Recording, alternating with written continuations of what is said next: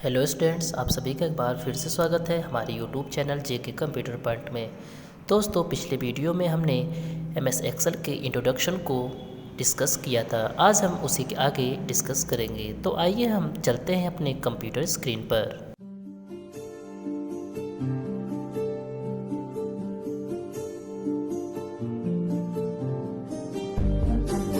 तो आइए हम इसको स्टार्ट करते हैं। हमें सबसे पहले चढ़ना है अपने डेस्कटॉप में और यहाँ से सबसे नीचे आना है टास्क बार पर। इस पर हम क्लिक करेंगे और यहाँ हमें जाना है ऑल प्रोग्राम्स और उसके बाद माइक्रोसॉफ्ट ऑफिस। इस पर हम जैसे ही क्लिक करेंगे तो यह ओपन हो जाता है और हमें यहाँ से सिलेक्ट करना है माइक्रोसॉफ्ट ऑफिस एक्सेल 2007 को। इस पर हम जैसे ही क्लिक करेंगे एक्सेल ओपन हो जाता है। अगर हमें इसे किसी दूसरे तरीके से यानी रन कमांड के द्वारा अगर इसको ओपन करना हुआ तो कैसे करेंगे, तो आइए हम सबसे पहले इसको क्लोज़ कर देते हैं और यहाँ से हम रन कमांड द्वारा ओपन करते हैं। उसके लिए आपको अपने कीबोर्ड से विंडो बटन +R प्रेस करना है और यहाँ पे टाइप करना है एक्सेल।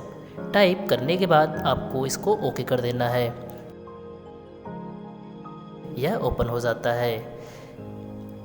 अब हम आइए समझते हैं इसके इंटरफेस को। हमने एमएस वर्ड के वीडियो में इसके इंटरफेस को समझ लिया था, क्योंकि जैसा इंटरफेस एमएस वर्ड में होता है वैसा ही एक्सेल में होता है। तो इसमें जो एक्स्ट्रा चीज़ें हैं उसको हम समझेंगे। जैसे टाइटल बार सबसे ऊपर होता है, यहाँ पे होता है क्विक एक्सेस टूल बार, ये मिनिमाइज, मैक्सिमाइज और ये क्लोज। उसके नीचे आएंगे, यहाँ पे दिया है मेन्यू बार और ये रिबन, जैसा कि यह एमएस वर्ड के वीडियो में हमने देखा था। इसमें जो एक्स्ट्रा है वह है पहला यहाँ पे नेम बॉक्स, उसके बाद यहाँ पे दूसरा दिया है फॉर्मूला बार। यहाँ हम राइट में आएंगे, देखेंगे मिनिमाइज, मैक्सिमाइज और क्लोज एक और दिया हुआ है। यह जो तीनों ऑप्शन हैं यह इस सीट के ऑप्शन होते हैं।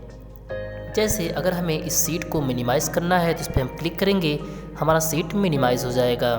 फिर से हम यहीं पे क्लिक करेंगे तो हमारा ये शो हो जाएगा।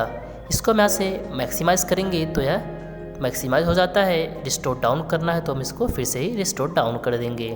क्लोज़ करना है तो इसको हम यहाँ से क्लोज़ कर सकते हैं। तो आइए हम इसको अभी मैक्सिमाइज़ कर लेते हैं और समझते हैं नेक्स्ट ऑप्शन को।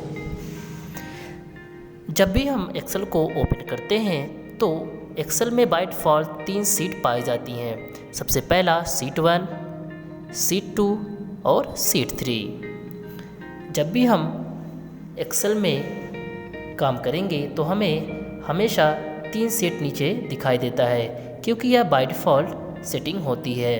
अगर हमें सीट को बढ़ाना होता है तो यहाँ पे देखेंगे एक येलो कलर का बटन आ रहा है जिसकी शॉर्ट की है Shift+F11, यानी यहाँ से आप नया वर्कशीट इंसर्ट करा सकते हैं।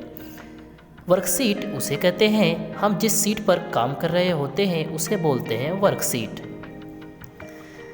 आइए हम समझते हैं इसमें नेम बॉक्स वाले ऑप्शन को। नेम बॉक्स होता क्या है? नेम बॉक्स एक प्रकार का एड्रेस बार होता है जहाँ पर किसी भी सेल का एड्रेस दिखाई देता है। तो आइए हम सबसे पहले समझ लेते हैं सेल क्या होता है।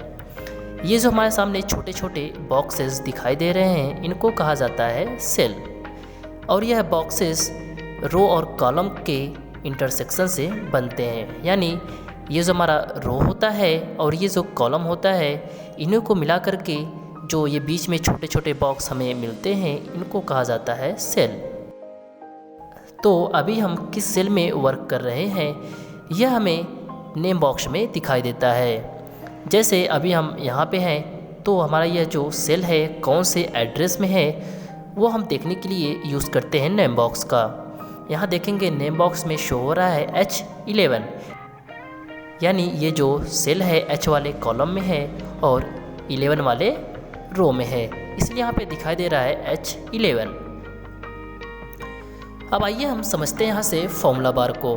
फॉर्मूला बार में देखिए, हम जब भी कोई वैल्यू यहाँ पे सेल में टाइप करते हैं या कोई फॉर्मूला यूज़ करते हैं तो वह फॉर्मूला बार में शो होता है। जैसे अगर हम यहाँ पे टाइप कर रहे हैं 4, देखेंगे उसका जो वैल्यू है सेल में दिखाई दे रहा है और साथ ही साथ यहाँ पे फॉर्मूला बार में भी शो हो रहा है। तो यहाँ पे हम किसी भी वैल्यू और फॉर्मूले को देखते हैं और हम यहीं से अपनी इस वैल्यू को एडिट भी कर सकते हैं। अभी अगर इसे हटाना हुआ तो इस पर हम फॉर्मूला बार में क्लिक करेंगे और इसको यहाँ पे हटाएंगे। जो वैल्यू हमें यहाँ देना होगा हम यहाँ पे दे सकते हैं। आइए हम समझते हैं नेक्स्ट हमें यह समझना है कि एक्सेल में पॉइंटर कितने प्रकार के होते हैं, यानी टाइप्स ऑफ पॉइंटर। देखिए एक्सेल में पॉइंटर आपके 3 प्रकार के होते हैं। सबसे पहला होता है सेलेक्ट पॉइंटर, दूसरा होता है ड्रैग पॉइंटर, तीसरा होता है मूव पॉइंटर। तो आइए हम उसको प्रैक्टिकली यहाँ पे उस पॉइंटर को देखते हैं। उसके लिए सबसे पहले हमें यहाँ पे 2 का टेबल बनाना होगा। तो आइए हम यहाँ पे स्टार्ट करते हैं 2 का टेबल बनाना। 2 का टेबल हम डायरेक्ट कैसे बनाएंगे उसको हम यहाँ पे देखेंगे। हमने यहाँ पे A1 वाले सेल में 2 टाइप किया और नीचे इंटर करके आए और इसमें हमने 4 टाइप कर दिया। अब यहाँ पे B वाले कॉलम में आना है और यहाँ पे टाइप करना है 3 और इंटर करके नीचे जाना है, उसके बाद 6। उसके बाद हमें यहाँ पे नीचे क्लिक कर देना है। अब जो हमारा सबसे पहला पॉइंटर है वह है सेलेक्ट पॉइंटर। हमें अभी ये जो दिखाई दे रहा है यहाँ पे जो ये पॉइंटर हमें शो हो रहा है जो प्लस की तरह बना हुआ है, इसको बोलते हैं सेलेक्ट पॉइंटर, यानी इसके द्वारा हम किसी भी डेटा को सेलेक्ट करते हैं। तो आइए हम इसको प्रैक्टिकली देखते हैं। इसके लिए हमें अपने पॉइंटर को यहाँ पे ड्रैग कराना होगा ऐसे। तो देखेंगे हमारा जो डेटा था वह सेलेक्ट हो चुका है। अब ये जो पॉइंटर है इसको बोलते हैं सेलेक्ट पॉइंटर। दूसरा पॉइंटर होता है ड्रैग पॉइंटर। ड्रैग पॉइंटर को करने के लिए अब हम इसके कॉर्नर पे आएंगे। अब देखेंगे जब ये प्लस बन जाएगा, यहाँ पे जब कॉर्नर में आएंगे, जब ये प्लस जैसा बन जाता है यह हो जाता है ड्रैग पॉइंटर, यानी किसी भी वैल्यू को ड्रैग करना यानी खींचना। अभी हम इस पर क्लिक करके इसको नीचे खींचते हैं। हमने इसको 10 तक यानी 10 वाले रो तक खींचा है, इसके बाद छोड़ दिया। देखेंगे यह ड्रैग हो करके पूरा यहाँ पे उसका डेटा आ गया है। उसके बाद हमें इसे एक बार राइट में खींचना है। तो इसको हम यहाँ से खींचते हैं यहाँ आई कॉलम तक। तो देखेंगे हमारा यहाँ पे 2 का टेबल तैयार हो गया है। यानी पहला पॉइंटर होता है डेटा को सिलेक्ट करना और दूसरा पॉइंटर होता है डेटा को ड्रैग कराना, यानी प्लस वाला पॉइंटर। आइए हम समझते हैं थर्ड पॉइंटर को। थर्ड पॉइंटर के द्वारा हम किसी भी डेटा को मूव कराते हैं, यानी एक स्थान से दूसरे स्थान पर ले जाते हैं। अभी हमने इस डेटा को सिलेक्ट कर रखा है। हम इसके इस लाइनिंग पे जैसे ही आएंगे या फिर इस हॉरिजॉन्टल वाली लाइनिंग पे, आइए हम उसके बाद यहाँ पे समझते हैं कि एक्सेल के सीट में कितने रो और कॉलम्स होते हैं। देखेंगे यहाँ पे जो पॉइंटर है वह चेंज हो चुका है। यही पॉइंटर हमारा कहलाता है ड्रैग पॉइंटर। अब हम इसको क्लिक करके कहीं भी लेके जा सकते हैं। देखेंगे हम इसको जहाँ पे भी रखना चाहेंगे हम इसको यहाँ पे रख सकते हैं। तो इस तरह से एक्सेल में 3 प्रकार के पॉइंटर पाए जाते हैं। तो आइए इसको हम Ctrl+Z करके अंडू कर लेते हैं और वापस अपने एड्रेस पे चलते हैं। एक्सेल में जो रो की संख्या होती है वह होता है 10,48,576, यानी जो हमारे यहाँ पे ये जो रो बने हुए हैं ऐसे करके इनकी जो संख्या होती है वह होता है 10,48,576 और जो कॉलम की संख्या होती है वह होता है 16,384। इसको देखने के लिए हम लोग क्या करेंगे, तो आइए उसको हम समझते हैं। अगर हमें देखना है कि रो की संख्या 10,48,576 है कि नहीं है, तो उसके लिए हम अपने कीबोर्ड से कंट्रोल बटन और अपने कीबोर्ड से डाउन वाला एरो क्लिक करेंगे तो हम सबसे नीचे वाले रो में आ जाएंगे और यहाँ पे हमें शो हो रहा है जो रो की संख्या है लास्ट वाला 10,48,576। तो हमने यहाँ पे प्रैक्टिकली देखा कि रो की संख्या कितना होता है। अगर ऐसे में कॉलम पे जाना है तो हम कंट्रोल के साथ राइट वाला एरो प्रेस करेंगे तो हम सबसे लास्ट वाले कॉलम में आ जाएंगे। यहाँ पे हमें कॉलम की संख्या नहीं दिखाई देता है। उसको देखने के लिए अभी हम दूसरा तरीका देखेंगे। कभी कभी क्वेश्चन में यह पूछता है कि एक्सेल के सबसे लास्ट वाले कॉलम का क्या नाम है, तो यहाँ पे देखेंगे सबसे लास्ट वाले कॉलम का XFD नेम होता है। तो हमें सबसे ऊपर जाना है, कंट्रोल 7 अप एरो, लेफ़्ट में आना है तो लेफ़्ट वाला एरो। आइए हम यहाँ पे देखते हैं कि अगर हमें रो और कॉलम की संख्या को एक साथ देखना है तो हम कैसे देखेंगे।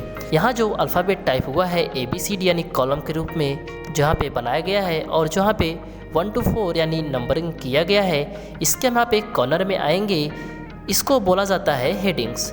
इसी हेडिंग्स के हम यहाँ पे कॉर्नर में जब हम क्लिक किए रहेंगे अपने माउस से तो देखेंगे ऊपर शो हो रहा है यहाँ पे रो की संख्या 10,48,576 और कॉलम की संख्या 16,384। तो ऐसे हम यहाँ पे अपने सीट के रो और कॉलम की संख्या को देख सकते हैं।